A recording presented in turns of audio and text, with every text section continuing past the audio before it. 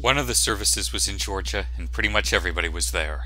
Mom had come up from Valdosta, looking so frail Locke was scared to touch her. Uncle Alex had come with his two children, Alex Jr. and Jasmine, wearing good clothes that had to be either rented or second-hand. Uncle Eric, Aunt Lucille, and their three children had come down from North Carolina. His Australian grandparents had flown in, along with Uncle Walter, Aunt Cheryl, and their battalion of children. Dad's fellow pilots, those who'd stayed in the U.S., had come, along with Mom's co-workers and pretty much everybody from town who'd known either one of them. Mom had even talked to the town police to make sure the wrong sort of people didn't show up, or wouldn't get too close if they did.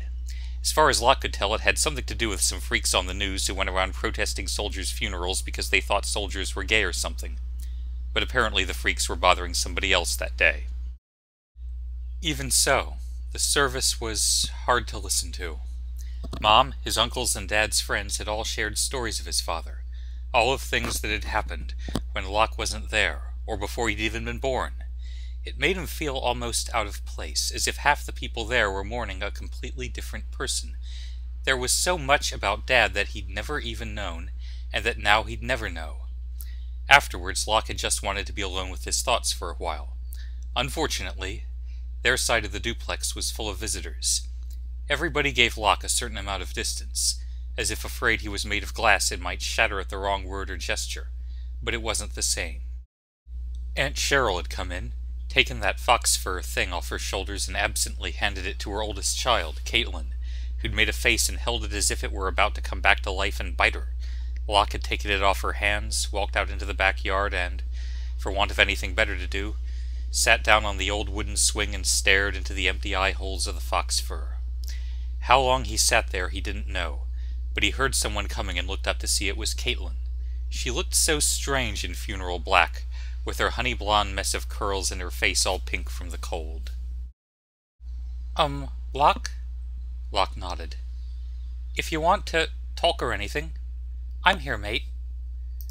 Locke said nothing. Talking was the last thing he wanted to do. What on earth could he possibly say? After a long, awkward moment, she said, Well, I'll just be inside, and Locke suddenly realized he was sick of being alone. Wait, he said as she turned away. She looked back at him nervously. I didn't say you had to go, said Locke. There was another long moment of silence. Then Caitlin took a deep breath, squared her shoulders, and sat down next to him on the swing. There was just barely enough room on it for both of them if he put his arm around his cousin's shoulders, but Dad had made it more than sturdy enough to support them. She was about 6 months older than he was, but not as tall. He looked into her eyes. They were mostly sky blue, but green around the edges of the iris. She looked uncomfortable and a little scared, but she could get up and leave any time she felt like it, and apparently she felt like staying.